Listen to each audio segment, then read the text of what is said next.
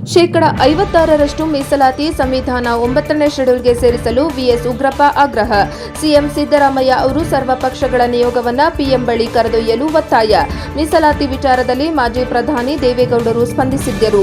ಚಾಮರಾಜನಗರ ಪರಿಶಿಷ್ಟ ಜಾತಿ ಹಾಗೂ ಪರಿಶಿಷ್ಟ ಪಂಗಡ ಮತ್ತು ಇತರೆ ಹಿಂದುಳಿದ ಜಾತಿಗಳ ಮೀಸಲಾತಿ ಪ್ರಮಾಣವನ್ನು 56% ಹೆಚ್ಚಳ ಮಾಡಿರುವ 2022ರ ಕಾಯ್ದೆಯನ್ನು ಸಂವಿಧಾನದ 9ನೇ ಶೆಡ್ಯೂಲ್ಗೆ ಸೇರಿಸಿ ಈ ವರ್ಗಕ್ಕೆ ಆಗುತ್ತಿರುವ ಅನ್ಯಾಯ ತಡೆಯದೇ ಹೋದರೆ ಮುಂದಿನ ದಿನಗಳಲ್ಲಿ ಸಮಸ್ಯೆ ಎದುರಿಸಬೇಕಾಯಿತು ಎಂದು ವಾಲ್ಮೀಕಿ ನಾಯಕ ಸಮಾಜ ಸಿದ್ಧ ಎಂದು ಕೇಂದ್ರ ಹಾಗೂ ರಾಜ್ಯ ಸರ್ಕಾರಗಳಿಗೆ ಕರ್ನಾಟಕ ರಾಜ್ಯ ವಾಲ್ಮೀಕಿ ಸಮಾಜದ ಸಮಾನ ಮನಸ್ಕರ ವೇದಿಕೆ ಅಧ್ಯಕ್ಷರಾದ ವಿಎಸ್ ಉಗ್ರಪ್ಪ ಎಚ್ಚರಿಸಿದರು.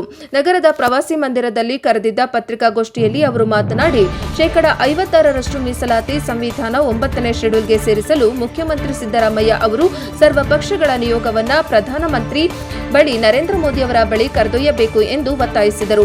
ಮಾಜಿ ಪ್ರಧಾನಿ ಎಚ್.ಡಿ. ದೇವೇಗೌಡರು, ಮಾಜಿ ಮುಖ್ಯಮಂತ್ರಿ ಎಚ್.ಡಿ. ಕುಮಾರಸ್ವಾಮಿ, ನೀವು ನರೇಂದ್ರ ಮೋದಿ ಚೆನ್ನಾಗಿಯೇ ಇದ್ದೀರಿ, ನೀವು ಅವರಿಗೆ ಹೇಳಿ 56% ಮೀಸಲಾತಿ 9ನೇ ಶೆಡ್ಯೂಲ್ಗೆ ಸೇರಿಸಿ ಈ ನಮ್ಮ ಸಮುದಾಯಗಳಿಗೆ ನ್ಯಾಯ ಕೊಡಿಸಿಕೊಡಬೇಕು ಎಂದು ಮನವಿ ಮಾಡಿದರು.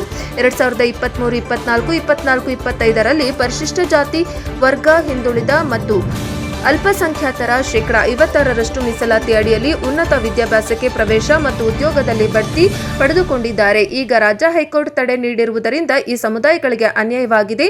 ಸಂವಿಧಾನದ 9ನೇ ವಿಧಿಯಲ್ಲಿ ಸೇರಿಸಿದ್ದರೆ ಬಹುಶಃ ಹೈಕೋರ್ಟ್ನಿಂದ ತಡೆಗೆ ಅವಕಾಶವಾಗುತ್ತಿರಲಿಲ್ಲ ಎಂದರು. ಸರ್ವೋಚ್ಚ ನ್ಯಾಯಾಲಯದ ತೀರ್ಪಿನಂತೆ ಒಟ್ಟು ಮೀಸಲಾತಿ 50% ಮೀರುವಂತಿಲ್ಲ. ಆದರೆ ಮೀಸಲಾತಿ ಹೆಚ್ಚಳಕ್ಕೆ ಮಾರ್ಗದರ್ಶನಗಳಿಗೆ ಅನುಗುಣವಾಗಿ ಏರಿಸಬಹುದು ಎಂದು ತೀರ್ಪಿನಲ್ಲಿದೆ. ಆದರೆ ಈ ಹೆಚ್ಚಳ ಸಂವಿಧಾನದ 9ನೇ ವಿಧಿಯಲ್ಲಿ ಸೇರಿಸಿರುವುದು ಅವಶ್ಯಕ. ಬೊಮ್ಮಾಯಿ ಸರ್ಕಾರದಲ್ಲಿ ಅಂದಿನ ಮುಖ್ಯ ಕಾರ್ಯದರ್ಶಿಗಳು ಕೇಂದ್ರ ಸರ್ಕಾರಕ್ಕೆ ಪತ್ರ ಬರೆದು ಸಂವಿಧಾನ 9ನೇ ವಿಧಿಯಲ್ಲಿ ಸೇರಿಸುವಂತೆ ಮನವಿ ಮಾಡಿದ್ದರು. ಆದರೆ ಕೇಂದ್ರ ಸರ್ಕಾರ ಈ ಮನವಿಯನ್ನು ಪುರಸ್ಕರಿಸಲು ಇಲ್ಲ. ಇತ್ತ ರಾಜ್ಯದಲ್ಲಿ 3 ವರ್ಷಗಳ ಕಾಲ ವಿದ್ಯಾಭ್ಯಾಸದಲ್ಲಿ ಮೀಸಲಾತಿಯ ಅವಕಾಶ ಪಡೆದಿದ್ದರೆ ಈ ಸಮುದಾಯದ ವಿದ್ಯಾರ್ಥಿಗಳಿಗೆ ಉನ್ನತ ವಿದ್ಯಾಭ್ಯಾಸಕ್ಕೆ ಅನುಕೂಲವಾಗಲಿದೆ. ಆದ್ದರಿಂದ ಇತ್ತೀಚೆಗೆ ಹೈಕೋರ್ಟ್ ಮೀಸಲಾತಿ ಪ್ರಮಾಣದ ಹೆಚ್ಚಳಕ್ಕೆ ತಡೆ ಕೊಟ್ಟಿರುವುದರಿಂದ ಸುಮಾರು 4 ಕೋಟಿ ಕನ್ನಡಿಗರಿಗೆ ಅನ್ಯಾಯವಾಗುತ್ತಿದೆ. ಹೀಗಾಗಿ ತಾವು ಶೆಡ್ಯೂಲ್ 9ರಲ್ಲಿ ಸೇರಿಸುವಂತೆ ಒತ್ತಾಯಿಸಿದರು.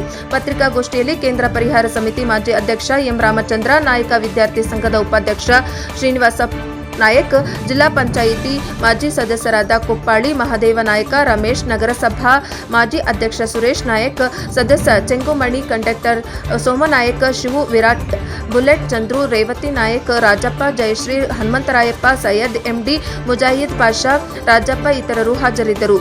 ವರದಿ ಹೊಮ್ಮ ನಂಜುಟ ನಾಯಕ, ಪ್ರಜಾಪ್ರಭ ಟಿವಿ, ಚಾಮರಾಜನಗರ.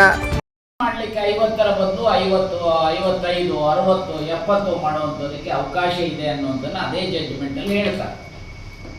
ಆದರೆ ಏನ್ ಮಾಡೋದು, ಕೋರ್ಟ್ಗಳಲ್ಲಿ ಅನೇಕ ರೀತಿಯಾದಂತಹ ಅದನ್ನ ಎಫೆಕ್ಟಿವ್ ಆಗಿ ರಾಜ್ಯ ಸರ್ಕಾರ ಕೌಂಟರ್ ಮಾಡೋದ್ರಲ್ಲಿ ವಿಫಲ ಆಗಿರೋದು ಒಂದು ಕಡೆ. ಆದ್ರೆ ಮೋದಿ ಸಾಹೇಬರು ಒಂದು ಕಡೆ ಎಲ್ಲ ಒಂದೊಂದು ಹೇಳಿಕೆಗಳು ಕೊಡ್ತಾರೆ.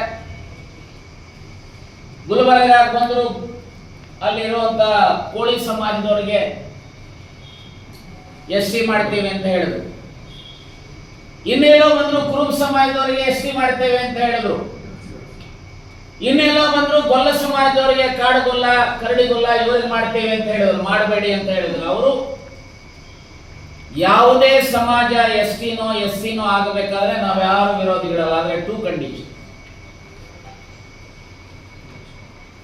ಈ ಕಾನೂನಿನ ಚೌಕಟ್ಟಲ್ಲಿ ಸಂವಿಧಾನದ ಆಶಯಗಳ ರೀತಿಯ ಯಾವ ಸಮಾಜಗಳು ಫಿಟ್ ಇನ್ ಆಗ್ತವೆ, ಕ್ವಾಲಿಫೈ ಆಗ್ತವೆ, ಅದಕ್ಕೆ ಕುಲಶಾಸ್ತ್ರ ಅಧ್ಯಯನ ಮುಖ್ಯ. ಎರಡನೇದು, ಕುಲಶಾಸ್ತ್ರ ಅಧ್ಯಯನದಲ್ಲಿ ಅವರು ಕ್ವಾಲಿಫೈ ಆಗಬೇಕು. ಅವರ SC ನೋ ಉದಾಹರಣೆಗೆ ನಾನೇ ಅನೇಕ ಸಾರಿ ಹೇಳ್ತೇನೆ, ಬೋವಿ ಸಮಾಜ ಒಂದು ಸಣ್ಣ ಜಾತಿ ಇದೆ. ಒಡ್ರ ಸಮಾಜ ಒಂದು, ಇನ್ನೊಂದು ಬೋವಿ ಸಮಾಜ, ಈ ಮೇಣವರು. ಹಾಗೆ ಇವರು ಕ್ಷೌರಿಕರಿದ್ದಾರೆ. ಪಾಪ ಅವರು ಏನೂ ಮಾಡಿರೋದಿಲ್ಲ. ಎದುರುಗಡೆ ಬಂದ್ರೆ ಇವತ್ತು ಕೆಲಸ ಆಗಲ್ಲ ಅಂತ ಒಂದು ರೀತಿ ಅಸಡ್ಡೆಯಿಂದ ಅವರು ನೋಡಿದಾಗ ಮಾತನಾಡ್ತಾರೆ. ಅದು ನನ್ನ ದೃಷ್ಟಿಯಲ್ಲಿ ಅದು ಎಲ್ಲರೂ ಒಪ್ಕೊಡ್ತಾರೆ. ಅದು ನಿಜವಾದಂತಹ ಅನ್ಟಚಬಿಲಿಟಿ. ನಾನು ಅನೇಕ ಸಾರಿ ಹೇಳಿದ್ದೇನೆ ಅವರನ್ನೇ SC ಮಾಡಬೇಕು ಅಂತ ಹೇಳಿ. ದೋಬಿಗಳು ಯಾರು ಅಗಸರಿದ್ದಾರೆ ಈ ರಾಷ್ಟ್ರದಲ್ಲಿ, ಸುಮಾರು 21 ರಾಜ್ಯಗಳಲ್ಲಿ ಅವರು SC ಇದ್ದಾರೆ. ಅವರನ್ನ SC ಮಾಡಬೇಕು ಅಂತ ಹಾಗೆ ಈ ಯಾರು ಕಾಡುಗೊಲ್ಲ ಕರಡಿಗೊಲ್ಲ ಅವರ ಹೆಸರಲ್ಲೇ ಕಾಡುಗೊಲ್ಲ, ಅವರ ನೋಡ್ಬೇಕು ಅವ್ರ ಬದುಕನ್ನ. ಆದ್ರೆ ಇಷ್ಟೇ, ಒಂದು ಕುಲಶಾಸ್ತ್ರ ಅಧ್ಯಯನ ಆಗಬೇಕು, ಎರಡನೇದು ಸೇರಿಸುವಂತ ಸಂದರ್ಭದಲ್ಲಿ ಉದಾಹರಣೆಗೆ OBC ಇಂದ ಅವ್ರು ಬರ್ತಾರೆ, ಅಷ್ಟು ಪರ್ಸೆಂಟೇಜ್ ಅನ್ನ ಸೇಮ್ ಆರ್ಡರ್ ಅಲ್ಲಿ SC ಸೇರಿದ್ರೆ SC ಅಲ್ಲಿ ಜಾಸ್ತಿ ಆಗಬೇಕು, ST ಸೇರಿದ್ರೆ ST ಅಲ್ಲಿ ಜಾಸ್ತಿ ಆಗಬೇಕು ಅನ್ನುವಂಥದ್ದನ್ನ ನಾವು ಸದಾ ಹೇಳ್ತಾ. ಆದ್ರೆ ಮಿಸ್ಟರ್ ಮೋದಿ ಸಾಹೇಬರು ಚುನಾವಣೆ ಬಂದಾಗ ಹೇಳಿಕೆ ಕೊಡ್ತಾರೆ, ಹೋಗ್ತಾರೆ. ಯಾರು ಹೆಣ್ಣು ಮಕ್ಕಳು ಅಥವಾ ಮಕ್ಕಳು, ಶಾಲಾ ಮಕ್ಕಳು ಪತ್ರ ಬರೆದ್ರೆ ನಮ್ಮ ಶಾಲೆಯಲ್ಲಿ ಯೂರಿನಲ್ಸ್ ಇಲ್ಲ ಅಂತ ಬರೆದ್ರೆ ಮನ್ ಕಿ ಬಾತ್ ಅಲ್ಲಿ ಮಿಸ್ಟರ್ ಮೋದಿ ಅವರು ಉತ್ತರ ಕೊಡ್ತಾರೆ, ಡೈರೆಕ್ಷನ್ಸ್ ಕೊಡ್ತಾರೆ. ನಾನು ನಿಮ್ಮ ಮೂಲಕ ಕೇಳ್ತೇನೆ ಮಿಸ್ಟರ್ ಮೋದಿ, ರಾಜ್ಯದಲ್ಲಿ SCಗಳು STಗಳು OBCಗಳು 4 ಕೋಟಿ ಜನ ಇದ್ದೇವೆ, ನಮ್ಮ ಬದುಕಿನ ಪ್ರಶ್ನೆ ಇದು ರಿಸರ್ವೇಶನ್. ನಿಮ್ ಪಾರ್ಟಿಯವರ ಮಿಸ್ಟರ್ ಬಸವರಾಜ ಬೊಮ್ಮಾಯಿ ಅವರ ಸರ್ಕಾರ ಈ ಕಾನೂನು ಮಾಡಿರುವಂತದ್ದು, ಯಾಕೆ ಸೌಮ್ಯ 9 ಶೆಡ್ಯೂಲ್ಗೆ ಸೇರಿಸ್ತಾ ಇಲ್ಲ mister Modi? It is your baby,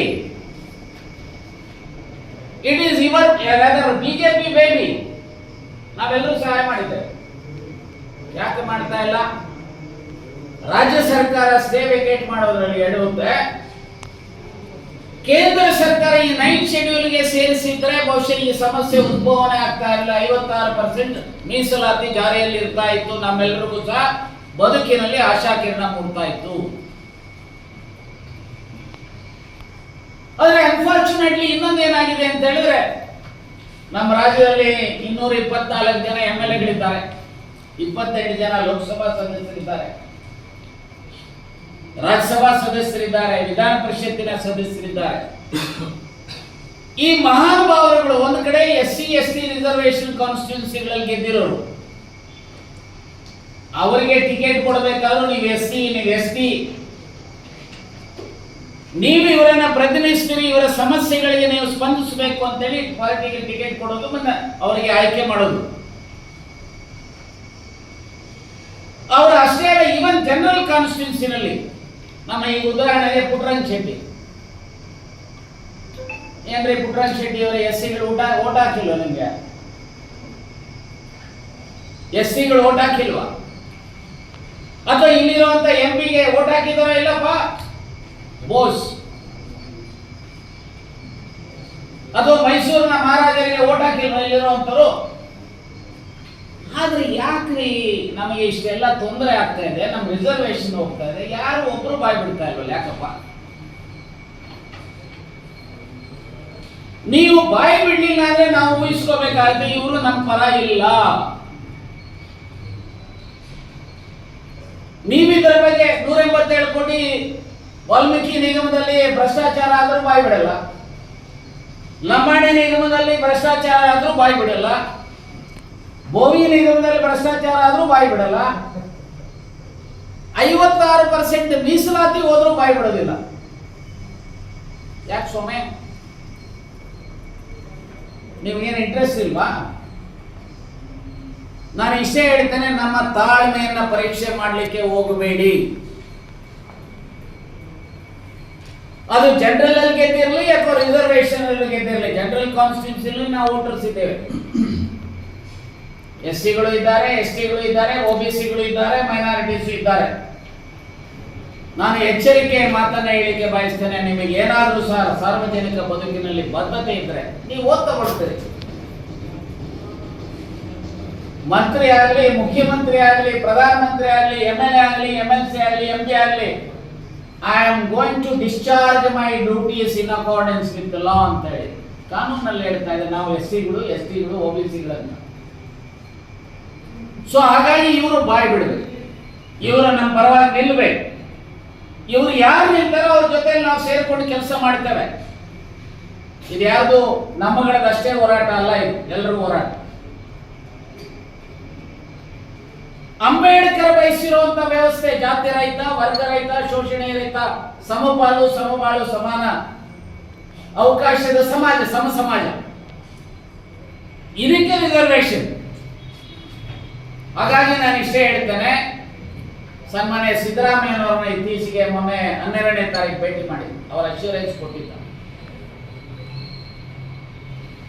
ಹೈಕೋರ್ಟ್ನಲ್ಲಿ ಐಆರ್ಎಸ್ನ ವೆಕೇಟ್ ಮಾಡಿಸುವಂಥದಕ್ಕೆ ಅದು ಆಗಲಿಲ್ಲ ಅಂತ ಹೇಳಿದ್ರೆ ಸುಪ್ರೀಂ ಕೋರ್ಟ್ಗೆ SLP ಹಾಕೋದಕ್ಕೂ ಸಹ ಒಳ್ಳೆ ಲಾಯರ್ ಇಟ್ಟು ಮಾಡಿಸ್ತೇನೆ ಅನ್ನುವಂತ ಅಶ್ಯೂರೆನ್ಸ್ ಅನ್ನ ಕೊಟ್ಟಿದ್ದಾರೆ. ಮತ್ತೆ ಆಲ್ ಪಾರ್ಟಿ ಡೆಲಿಗೇಷನ್ ಸಹ ಡೆಲ್ಲಿಗೆ ತೆಗೆದುಕೊಂಡು ಹೋಗ್ತೀವಿ ಅನ್ನೋದನ್ನ ಅಶ್ಯೂರೆನ್ಸ್ ಕೊಟ್ಟಿದ್ದಾರೆ. ನಾನು ಇಷ್ಟೇ ಹೇಳ್ತೇನೆ, ಅಶ್ಯೂರೆನ್ಸ್ ಆಗಿ ಉಳಿಬಾರದು. ಆದಷ್ಟು ಶೀಘ್ರದಲ್ಲಿ ಇದು ಕಾರ್ಯರೂಪಕ್ಕೆ ಬರಬೇಕು. ಇದರ ಜೊತೆಗೆ ಇದಕ್ಕಿಂತ ಹೆಚ್ಚಾಗಿ ಬಿಜೆಪಿನವರ ಮೇಲೆ ಮತ್ತು ಜನತಾದಳದವರ ಮೇಲೆ ಜವಾಬ್ದಾರಿ ಇದೆ. ಯಾಕಂದ್ರೆ ಈ 56% ಮೀಸಲಾತಿಯ ಕಾನೂನು ಮಿನಿಸ್ಟರ್ ಬಸವರಾಜ ಬೊಮ್ಮಾಯಿ ನಿಮ್ ಸರ್ಕಾರ ಮಾಡಿದ್ದು, ಆರ್ ಅಶೋಕ್ ನಿಮ್ ಸರ್ಕಾರ ಮಾಡಿದ್ದು, ಶೆಟ್ಟರ್ ನಿಮ್ ಸರ್ಕಾರ ಮಾಡಿದ್ದು.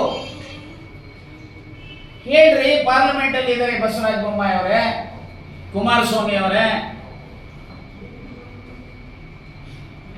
ನಾವೆಲ್ಲರೂ ಸೇರಿ ಮಾಡಿದೀವಿ, ನಮ್ಮ ಬೇಬಿ ಇದನ್ನ ದಯಮಾಡಿ 9th ಶೆಡ್ಯೂಲ್ಗೆ ಸೇರಿಸಿ ಅಂತೇಳಿ ಒತ್ತಡ ತನ್ನಿ. ಅದರ ಜೊತೆಗೆ ಸನ್ಮಾನ್ಯ ದೇವೇಗೌಡರನ್ನ ವಿಶೇಷವಾಗಿ ಈ ಸಂದರ್ಭದಲ್ಲಿ ಮೆನ್ಷನ್ ಮಾಡ್ತಾರೆ. ರಾಮಕೃಷ್ಣ ಹೆಗಡೆ ಅವರ ಸರ್ಕಾರ ನಾಯಕ ಸಮಾಜದ ಪರ್ಯಾಯ ಪದಗಳನ್ನ 84, 85ರಲ್ಲಿ ರೆಕಮೆಂಡ್ ಮಾಡಿದಂತದನ್ನ